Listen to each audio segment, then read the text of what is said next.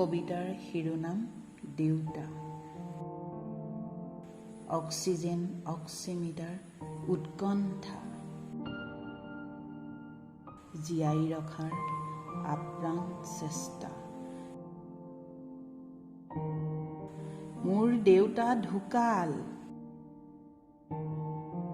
মোৰ দেউতা ঢুকাল, কোনে চুব? বাউলী মা নিসংগতৰ গ্ৰাসত, মহামাৰী সন্দেহজনক ভাইৰাছ। পুত্ৰই কৰা মুখাগ্নিত দুজন আত্মীয়,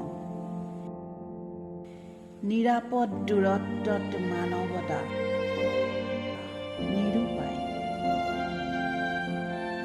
হেল্ল', কি কৰিবা আৰু?